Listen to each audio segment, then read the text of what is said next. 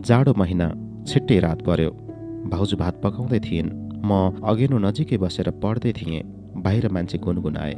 म निस्किन खोजेँ, तर मेरो पाखुरामा समातेर कुनातिर जाने इसारा गर्दै भाउजू टुकी लिएर बाहिर निस्किन्। मैले झ्यालका चरबाट बाहिर चियाएँ। निधारमा रातो रुमाल बाँधेका एकहुल मान्छे थिए।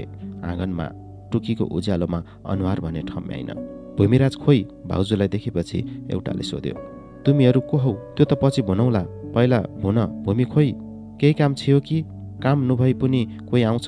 भाउजू एकैछिन बोलिनन्। उनीहरूमध्ये कसैले भन्यो, भीम पार्टी छाडिकन भागो, त्यहीका बिह भूमिकन लैजान आएका हौ। मैले सोचेँ दाई भाग्छु भनेका थिए, भागेछन्। ठिकै त गरे, सायद इन्डिया बसे होलान्। भूमि घरमा नाइ, आजका घर गया छन्। कहिले आउने हुन्? 4-5 दिनपछि आवनान्। पक्कै हो, मु किन हस्काउना? त्यसो भए हामी केही दिनपछि आउने हौ। उनीहरू हिँडेपछि भाउजू भित्र पसिन्। भाउजू मेरो तिनुसित जाने मुन नाइ, मैले भने। तुमिकन जाने मुन नुभया नुजाउ त भइगो, भाउजूले भनिन्। क्या गर्नु, म कन लैजादान बल गरिकन स्कुलमा पनि आएका छिया, मैले भने। त्यही भइकन गाउँ छोडिकन बाई जाने हौ म। भाउजूले अनुहार मलिन पार्दै भनिन्, उसो भया कान्छाबासित सल्लाह गर्नु पर्यो हण। घर छोडिकन जाँदा त सोध्नु पर्यो क्या भुन्या हुन् फेरि। आवाज ननिकाली ढोका ढप्काएर कान्छाबाको घरतिर उज्यालो नबालिकन झर्यौं। उनी पिँढीको छेउमा बसेर हुक्का गुडगुडाउँदै थिए। किन आयो यही बेला तेका देवर भाउजू? हामीलाई देखेपछि उनले भने। हामी सरासर भित्र पस्यौं। कान्छाबा पनि हाम्रा पछि पछि भित्रिए। कान्छी आमैले जुठो भाँडो गर्दै रहेछन्। अघिनेर मान्द्रो बिछाइन्। म पलेटी मारेर बसेँ। कान्छाबा म छेउ आएर बसे। भाउजू अलि उतापट्टिको पिर्का तानेर टुसुक्क बसिन्। केही बेर सबैले मुखमुख गर्यौं। भाउजू बोलिन्, कान्छालाई माओवादी लिन आएका छिया, यी त घर छोडेर जानु पढो पो भुन्दा छन्। क्या गर्ने हो कान्छाबा? तेरो कुरो ठिकै हो, कान्छाबाले मतिर हेरे। तर यस्तो बेला तेरो नागरिकता नाइ, बाटोमा अप्ठ्यारो पढो भन्या। म केही बोलिन। भाउजू र कान्छी आमा पनि बोलेनन्। कान्छाबाले फेरि भने, नागरिकता बनाउन त बेर लाग्छ। गाविसको सिफारिस मात्रै बनाउन पाए पनि हुन्या छियो। त्यही सिफारिस पनि बनाउन भन्या स्कुलको प्रमाणपत्र भया पनि साथ लगेस्। भोलि एकचोटि सचिवसित गएर बुझुला। क्या भुन्दान? मैले मुन्टो हल्लाएँ। तँ कति वर्ष भइस गरे? अस्ति असोज 30 गते 16 पुगे, भाउजूले भनिन्। भोलिपल्ट कान्छाबा गाविस सचिवलाई भेट्न गए। सिफारिस लेखेर ल्याए। एउटा समाचार पनि ल्याए। भने 1000 खर्च पानी मिलाइदिने भया पै नागरिकता पनि बनाइदिन्छु भुन्दान। तर यो कुरो अरूकन भन्नु हुँदैन गरे, कसैले पनि नभुनेस्। कति दिन लाग्दो रहेछ कान्छाबा? मैले सोधेँ। 7-10 दिनमा बन्छ गरे। नागरिकता बन्ने खबरले म हौसिएँ, तर पैसा भने थिएन सचिवले मागे जति। भाउजूले निनाउरिँदै कान्छाबालाई भनिन्, कान्छाबा भेडो बेचिदिनु पर्यो। 14वटा भेडामध्ये 12वटा बेचिसकेका थियौँ। कहिले चामल किन्दा, कहिले मलाई कापी कलम र लुगा किन्दा। टाट्नो कुरेर बसेका 2टा मात्र बाँकी थिए। भाउजूले त्यही पनि बेच्न खोजिन् मेरै लागि। कान्छाबा नबोलिकन 2टै भेडा फुकाएर डोर्याउँदै डोमाको पसलतिर उक्लिए। म पछि पछि गएँ। डोमाको लोग्ने पाल्तेनले सस्तोमा पाए भेडा किनिहाल्थ्यो, सुर्खेततिर लगेर महँगोमा बेच्न। कान्छाबाले ल यी 2 भेडा राख, 2000 दे। 2000 त म लिँदैन है बा, 1800 दिन्जा, पाल्देनले भन्यो। एउटा त लुती लुती राइजा, घाटो पो लागि जान्छ। ल्या न ल्या, 2000 त हुँदैन हौ बा, 2टालाई 1800 ठिक्क हुन्छ, पाल्देनले पैसा दिँदै भन्यो। मालको मोल त दिएको छ हौ ज्यानले। कान्छाबाले पैसा समाते। हामी ओर्लियौँ घरतिर। 2000 दे भुन्या र त मरिगए मानेन भोटे। कान्छाबाले भाउजूले पैसा दिँदै भने, उता सचिवसित माओवादीले चन्दा मागिकन हैरान गरे। लुकी लुकी हिँड्या छन्, सदरमुकामतिरै बस्छन् गरे। गाउँमा बस्न सकिँदैन भन्दा छिया। तुमी नै राख बा, रुपियाँ कति लाग्ने हो? उब्रेको फर्काए, भाउजूले भनिन्। अनि कहाँ भेट्ने भन्दा छिन् त बा?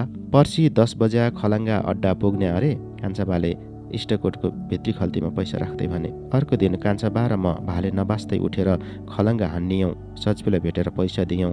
मलाई एउटा फोटो खिच्ने ठाउँमा लगेर फोटो खिचाए। 4-5 ठाउँमा नाम लेख्न लगाउँदै भने 1 सातापछि आउनु। हामी फर्कियौँ। नागरिकता लिएर आएको 4 दिनपछि ओदी गाउँमाथिको आकाशमा हेलिकप्टर उड्यो। हेलिकप्टर उड्दा हामी पहिले खुसी हुन्थ्यौँ, रमाउँथ्यौँ। चामल पाउने आशा बर्खाको नदी चाहिँ भात्तै बढेर आउँथ्यो। तर यसपालि त्यसो भएन।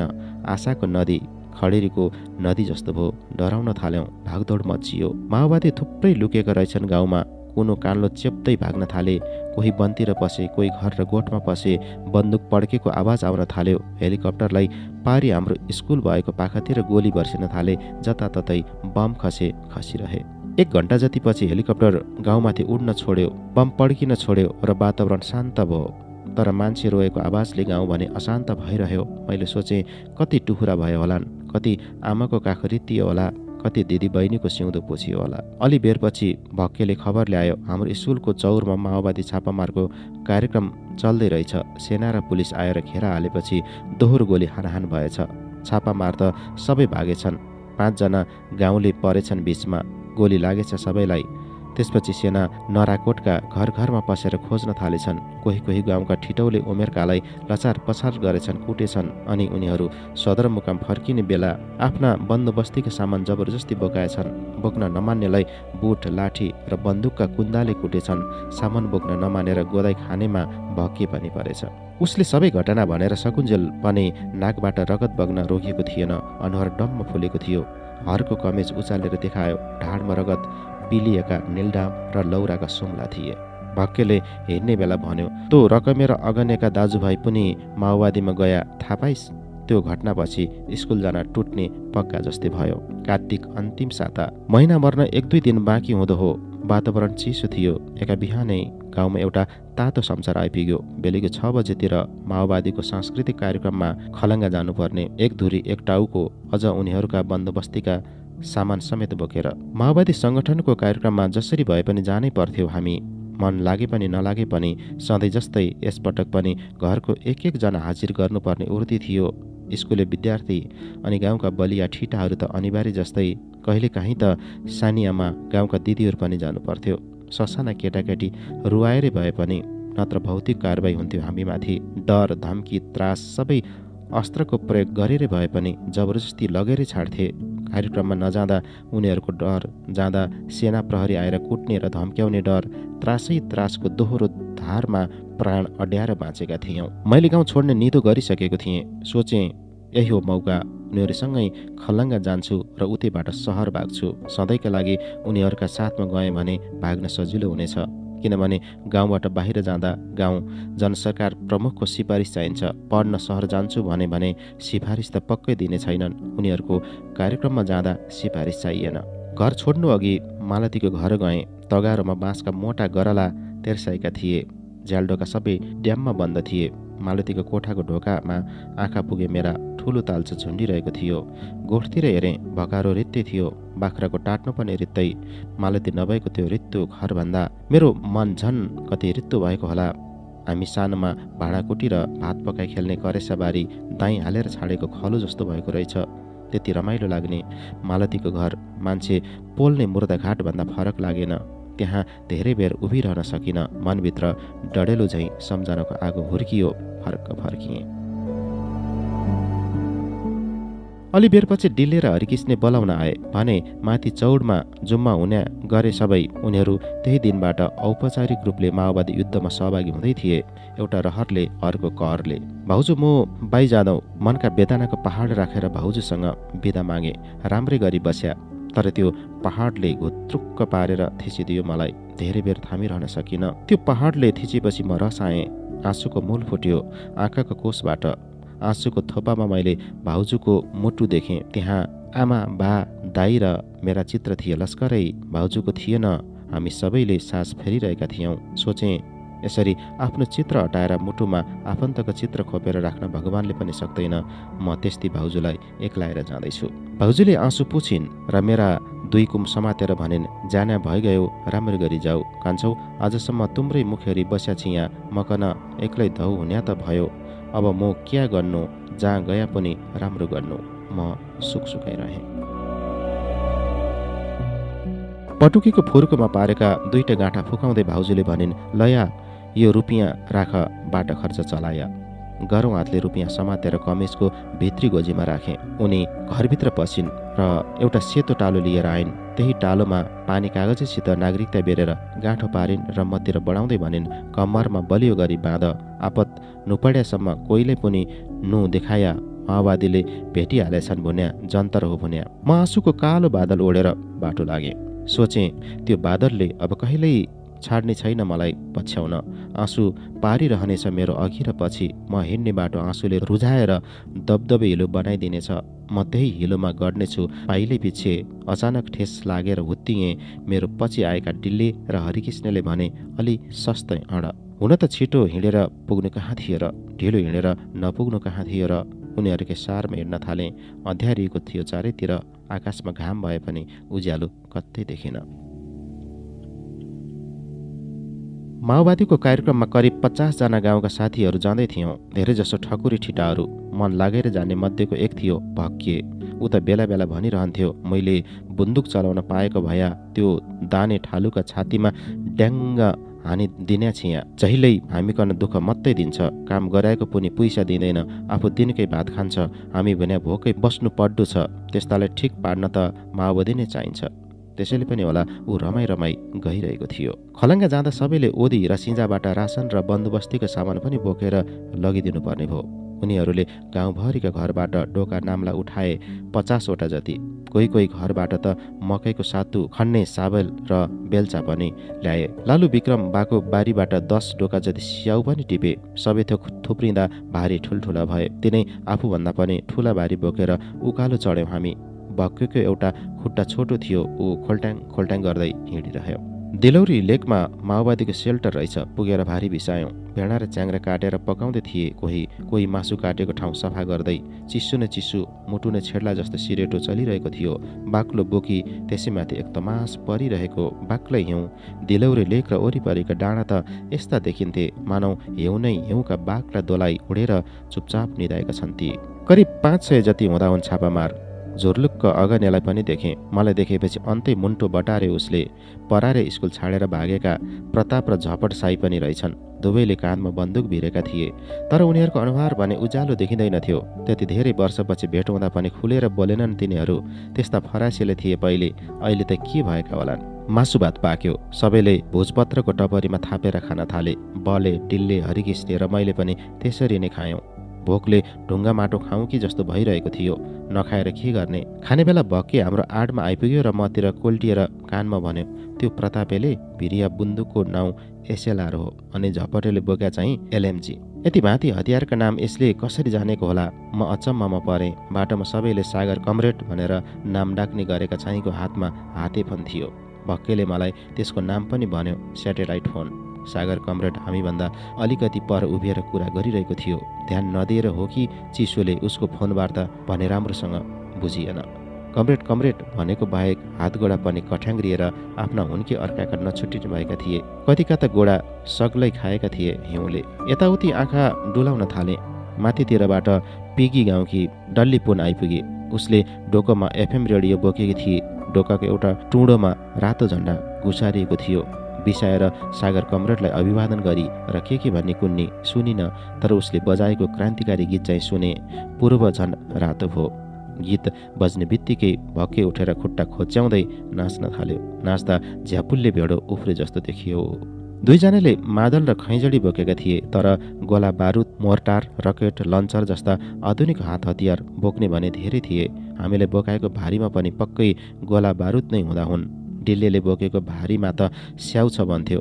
बाटोमा आउँदा जति भोग लागे पनि खाएनौ झिकेर। मैले लख काटेको थिएँ। सांस्कृतिक कार्यक्रम त पक्कै होइन, हुँदै होइन, नत्र किन यसरी डोका नाम्ला, खन्ने साबल र बेल्चा जम्मा पार्थे। डरको पारो चढेर मेरा खुट्टा लुला हुँदै थिए। कार्यक्रम 6 बजे सुरु हुने भन्थे, तर घाम अस्ताउन लागिसकेको थियो। खानपिन सकेपछि केही बेर नाचगान भयो। त्यसपछि सबैलाई एक एक पुरिया चाउचाउ र चिउराको पोको बाँडे। हामीले पनि पायौँ। मैले खल्तीमा कोचारेँ।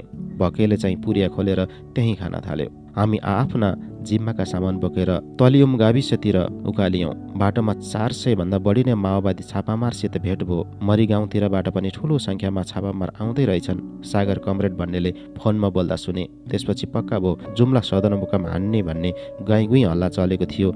आजै हान्न लागेछन्। बल विक्रम र मैले मुखामुख गऱ्यौँ। उसले आँखाले भागौँ भने जस्तो गर्यो। तर भाग्न सक्ने अवस्था कहाँ थियो र। हामी पासमा परेको खरा जस्तै उम्किनै नसक्ने भइसकेका थियौँ। तलिउम लगेर रासन पानी बिसाउन लगाए। त्यहाँ पुगेपछि हाँकु गाउँतिरबाट आएका छापामारसित भेट भयो। उनीहरू पनि थुप्रै रहेछन्, कम्तीमा पनि 500। सबै जम्मा भएपछि हाते माइकमा सागर कमरेड बोल्न थाल्यो। कमरेडहरू, आज दुश्मनसँग युद्ध गर्दैछौँ। हाम्रो योजना भनेको सिङ्गो सदरमुकाम नियन्त्रण र सत्ताका सम्पूर्ण संयन्त्र कब्जा गरी ध्वस्त पार्ने अनि सकेसम्म हेलिकप्टर झार्ने हो। हामीले command group, assault group, search group, mine group र लजिस्टिक तथा एम्युनिसन सप्लाई ग्रुप छुट्याइसकेका छौँ। नयाँ आउनुभएका अर्थात् आजैबाट हाम्रो महान जनयुद्धमा सरिक हुनुभएका कमरेडहरूलाई हाम्रो पार्टी सम्मान र स्वागत गर्छ र ती स्वयंसेवक कमरेडहरूलाई शहादत सप्लाई तथा घाइते सप्लाई ग्रुपमा बाँड्नेछौँ। देश र जनताको मुक्तिका लागि सबै स्वयंसेवक कमरेडहरू हामीले कोचिङ गरे अनुसार युद्ध अनुशासनको पालन गरेर खटिदिनुहोला। नयाँ कमरेडहरूलाई कोचिङ पनि गर्नेछौँ। केही बेरपछि तपाईँहरूको बलिदानीपूर्ण त्यागले नै देशमा आमूल परिवर्तन सम्भव छ। रातको ठिक 10 बजे हामी फायर खोल्नेछौँ। त्यति भनेपछि उसले समूहको नाम भन्यो, तर मैले उसको भाषा बुझिनँ। त्यतिन्जेल एकै ठाउँ झुरुप्प भएका सबै छापामार समूहमा बाँडिए। ओदी र नराकोटबाट आएका धेरैजसो साथीहरू घाइते सप्लाई तथा उपचार सप्लाई भन्ने समूहमा पर्यौँ। हामीलाई थप कोचिङ पनि दिए। बलेर मेरो समूहको नाम घाइते सप्लाई भयो। काम चाहिँ घाइते बोकेर उपचार टोलीसम्म लैजाने। मैले आफैसित भने, बरु खाल्टो खन्ने भइदिएको भए त जाति हुन्थ्यो। गोली लागेका छापामारहरू तातो बगरको माचो झैँ छटपटाएको देख्न त पर्दैन थियो। कम्तीमा मनमा नै नजिकै रहेका चन्दननाथ बाबालाई सम्झिरहे। डोको काटेर बनाएको स्ट्रेचर बोक्यौँ बलले लिएर मैले। नबोकी सुखै थिएन। स्ट्रेचर बोकेपछि मेरा हात गोडा बेसरी काँप्न थाले। मानौँ त्यो आफ्नै लास बोक्ने स्ट्रेचर हो। मनमा कुरा खेल्न थाले। अब कसरी ती पानी पानी भनेर छटपटाइरहेका घाइतेलाई बोकेर हिँड्ने होला? आन्द्रभुँडी चारैतिर उछिटेका लास कसरी सोहोर्ने होला? कसैले अत्यायो, साँटसाँट गर्नु पर्यो कमरेडहरू। हामी आफ्ना भागका सामान औजार बोकेर खलङ्गातिर लाग्यौँ। बाटो अप्ठ्यारो थियो। चिसोले काटिएका मेरा खुट्टा डरले लर्खराउन थाले। घरिघरि त अगाडि बढ्नुको सट्टा पछिल्तिर धकेलिन्थे। खल्लाचोर पुग्यौँ। त्यहाँबाट खलङ्गा बजार मुनिपट्टि ट्वाक्क तारो झैँ देखियो। बत्तीको उज्यालोका आधारमा कुन ठाउँमा एयरपोर्ट छ, कुन ठाउँमा सेनाको गुल्म छ, कुन ठाउँमा जिल्ला प्रहरी कार्यालय छ, कुन ठाउँमा बैंक छ, सबै छुट्याउन सकिन्थ्यो। अलि बेर थकाइ मेटेपछि महत गाउँ हुँदै विजयनगरतिर बढ्यौँ चुपचाप। मेरो छातीमा डरको ठुलो चपरी आएर बस्यो। जति जति बजार नजिकिन्थ्यो उति उति मन गरौँ हुँदै आयो। जम्मै गरेर 1000 जति हुँदा हुन्छ छापामार। अनि उनीहरूले घाइते बोकाउन र खाल्डो खनाउन ल्याएका हामी पनि 400 जति थियौँ होला। विजयनगर पुगेपछि हामीतिर उर्दी जारी भयो। सबै कमरेडहरू तयारी अवस्थामा रहिदिनु होला। सागर कमरेडले तालिममा कोचिङ गरे अनुसार सबै 3 तहमा बाँडियौँ। हामी उद्धार खटिने भनेका चाहिँ पछाडिबाट बस्यौँ। विजयनगर पुगेपछि पहिलो र दोस्रो घेराका सबै भुइँमा घोप्टिए। त्यसपछि खलङ्गा बजारतिर फर्केर चर्को माइकिङ गरे 4-5 जनाले। हामी यति सङ्ख्यामा योद्धा, आज खलङ्गा आत्मसमर्पण गर, आत्मसमर्पण गर। जवाफमा उताबाट बन्दुक पड्कियो। आकाश गर्जिए चाहिँ आवाज निकालेर, कमरेडहरू फायर, बैरीमाथि एकैपटक फायर खोलौँ यताबाट भने। र सबैले एकैपटक गोला बारुद बर्साए। वरिपरिका डाँडामा पहिरो गए जस्तो लाग्न थाल्यो। ठुल्ठुला रुख जम्मै एकैपटक ढले जस्तो भयो। गोला बारुद र फायरिङको दोहोरो आवाज कर्णालीमा बाढी आए चाहिँ आउन थाल्यो। नजिकका गाउँ बस्ती र खलङ्गा बजारतिर आइमाई केटाकेटी चिच्चाएको रोएको आवाज चर्किँदै थियो। स्याल हुइकिन थाले, हुइँ हुइँ कुकुर भुक्न थाले। खलङ्गा बजारका कुकुरभन्दा मेरो मनभित्रको डर अझ जोडले भुक्न थाल्यो। जङ्गलका स्यालभन्दा मेरो मनभित्रको त्रास अझ बेसमरी हुइकिन थाल्यो। धुवाँ र बारुदको गन्धले सास फेर्नै अप्ठ्यारो होला जस्तो भयो। झन्डै 50 हात जति पर अचानक एउटा बम पड्कियो।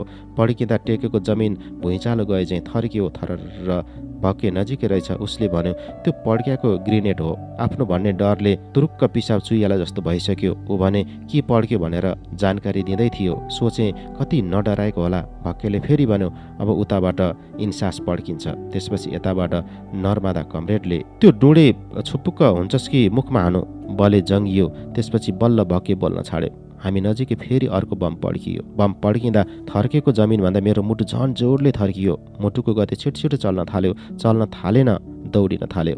मेरो सिङ्गो जिउ काँप्यो। टाउकाका श्रौदेखि पाइतालासम्म दोहोरो फायरिङको आवाज भुट्दा भुट्दै हाँडीबाट मकै उछिटिए जस्तो सुनिन्थ्यो। ढुङ्गा माटो नै बले जसरी बन्दुक पड्किन्थे। हामी पछिल्लो पङ्क्तिका अलि पछि हट्यौँ। डरले खलङ्गातिरबाट लगातार भुटुटु दुम्म दुम्म फायरिङको आवाज आइरहेको थियो। आवाजसँगै आगोका झिल्का र बारुदको नमिठो गन्ध पनि। सेनाको गुल्ममाथिको आकाशमा बारुदको खार डम्म थियो। दोहोरो बन्दुक पड्किँदा दर्शन ढुङ्गा एक आपसमा ठोक्किँदा जसरी आगाका झिल्का निस्किन्थे, ती झिल्काले बिजुली चम्के जस्तो देखिन्थ्यो आकाश। बजारका सबै घरमा बत्ती निभेका थिए, तर ती अँध्यारा घरभित्र मान्छे चिच्चाएको र रोएको आवाज भने तिनै गोली खाने मुटु छेड्ने खालका थिए। नजिकै आमा हो भनेको रुवाईको डाँको मेरो कानमा पर्यो। हातको टर्च पिलिक्क बालेर हेरे, एउटा छापामार घोप्टिएको थियो। रगतको आहाल परिसकेको रहेछ। हातगोडा फालेर छटपटाइरहेको देख्दा डराएँ।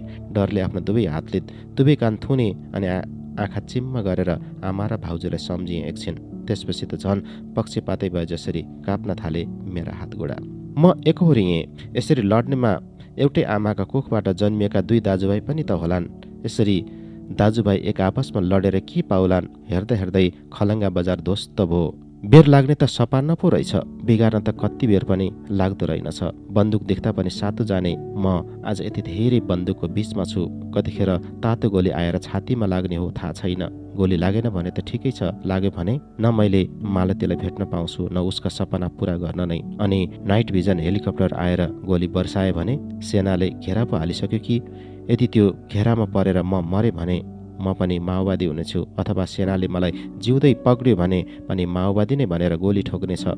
म मरेपछि रेडियोले मेरो नाम छापामार फलानु भन्नेछ। त्यहाँबाट तुरन्त भाग्नुपर्छ भन्ने मलाई लाग्यो।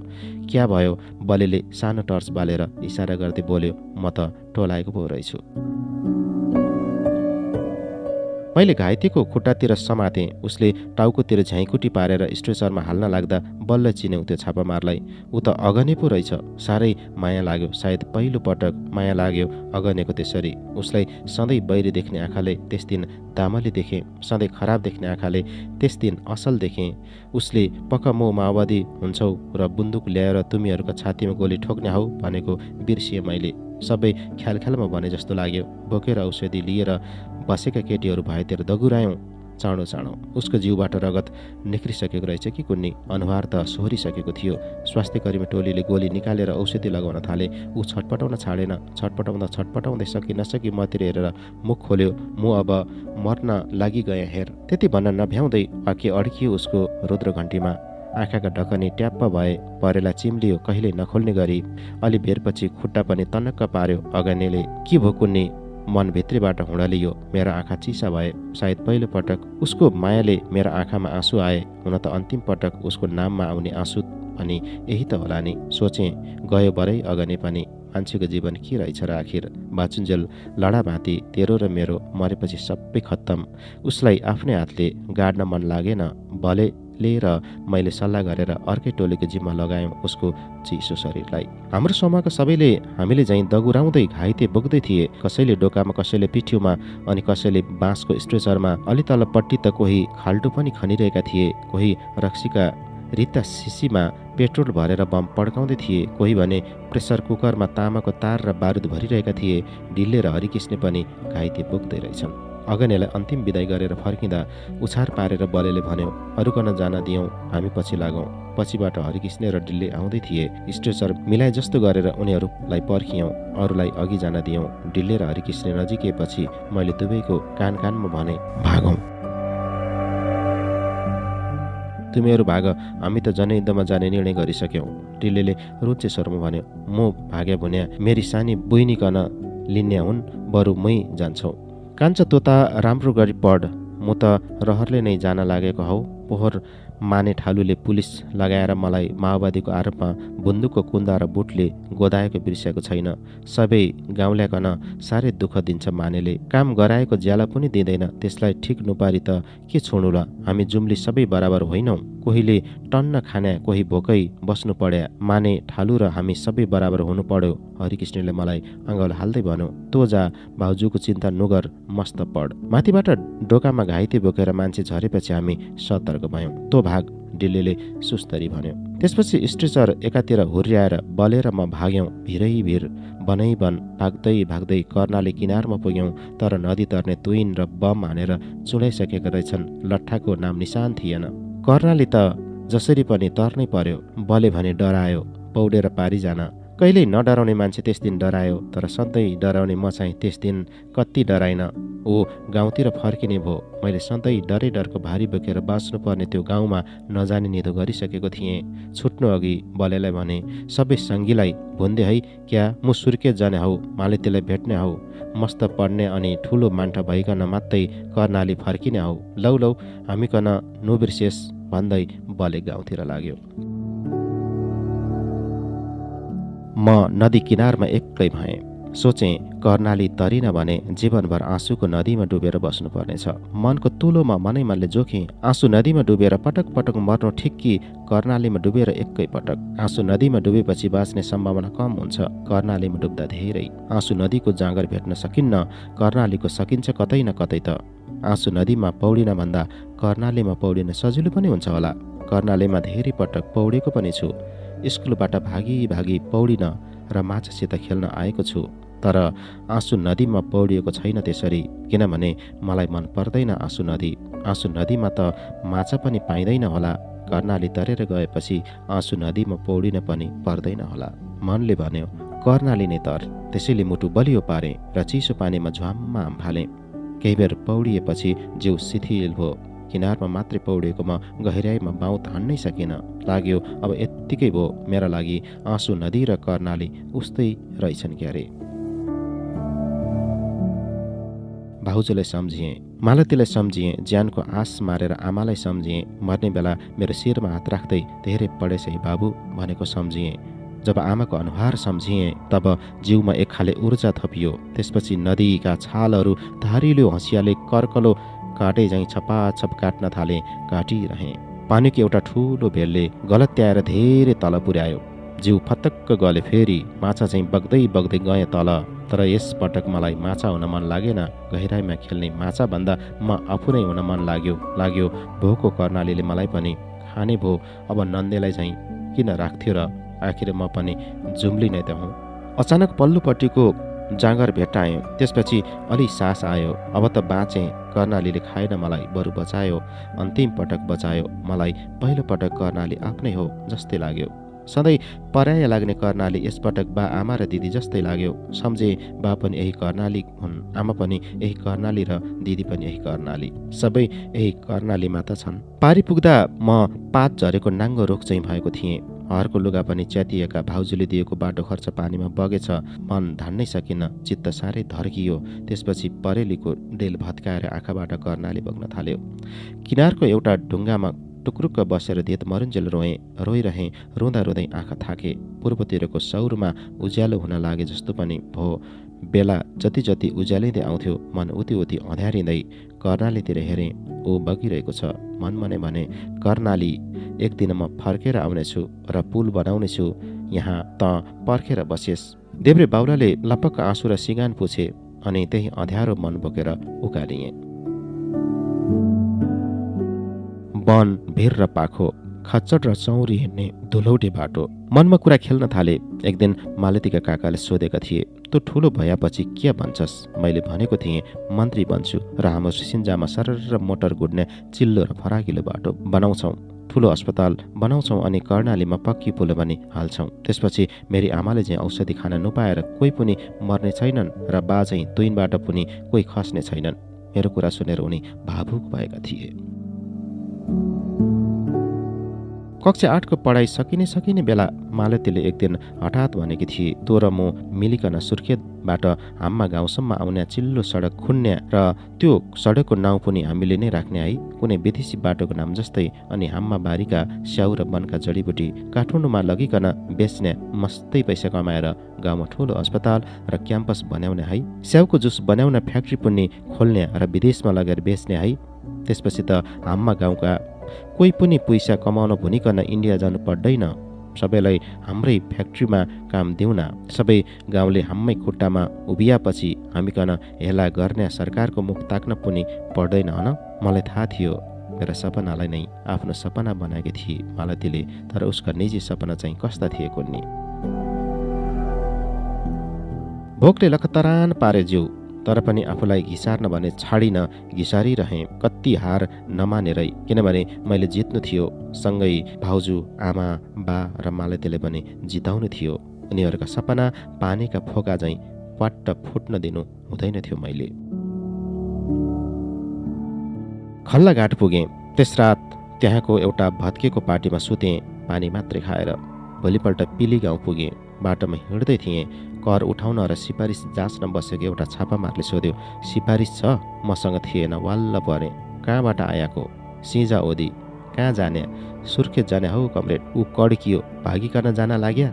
जान दिनुहोस् न कमरेड। मैले हात जोड्दै भने, मलाई सुर्खेत जानै पर्ने छ। बड्कीका गाजा छ प्रमुखको सिफारिस नभई जान पाइँदैन। भुन्या थाहा नै। मनले आफैसित कुरा खेल्यो। त्यही सिफारिसबाट छुटकारा पाउन हिँडेको म, त्यही सिफारिस नभएका कारण माओवादी कब्जामा परेँ।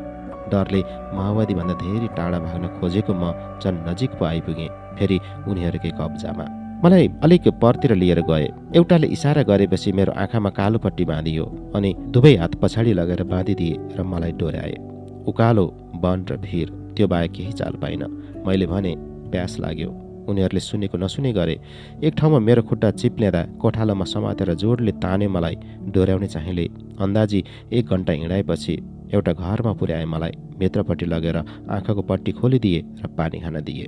जिउ खानतलासी भयो कमरेड, एउटाले सोध्यो। गरिसके कमरेड, उसले भन्यो। केही पनि नै।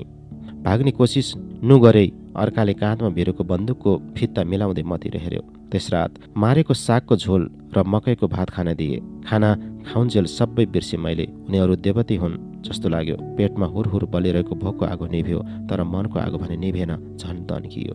कहाँ जान ताकिएर हिँडेको मान्छे कहाँ फसिनु पर्यो। हुन त जाने ठाउँ आफैले पनि थाहा थिएन। तनावको आगोमा घिउ थपियो।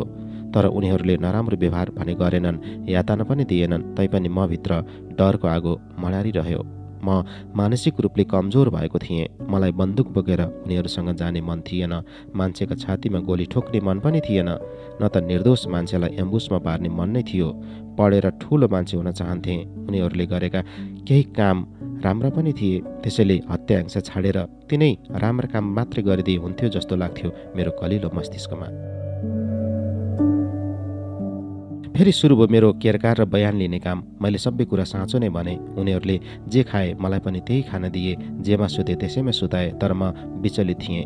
मन उडिरहेको थियो कता कता। हेर्दा हेर्दै मेरो मन त दन्ते कथाको राजकुमार पो भयो। सेतो बायुपङ्खी घोडा चढेर सेतै बादलमाथि उड्न थाल्यो। सपनाकी आफ्नै राजकुमारीलाई भेट्न त्यो राजकुमार बादलभन्दा पनि हलुङ्गो बनेर कागजको चङ्गा जसरी उडिरह्यो। तर म भने आफूभन्दा पनि गरौँ डरको भारी बोकेर झोक्राइरहेँ।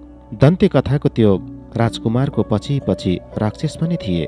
राजकुमारलाई राजकुमारी भेट्नु अगाडि नै सिद्ध्याउन हिँडेका। हेर्दा हेर्दै त्यो राजकुमार र ती राक्षसको घेरामा पो पर्यो। म माओवादी छापामारको घेरामा परे जसरी म पनि आफ्नै विपनाकी राजकुमारी भेट्न हिँडेको थिएँ। लाग्यो त्यो राजकुमार र म जस्तै हौँ, किनभने दुवै आफ्ना राजकुमारी भेट्न हिँडेका थियौँ। अनि यस्तो पनि लाग्यो त्यो राजकुमार र म फरक हौँ, किनभने उसको हातमा तरबार थियो, म रित्तै।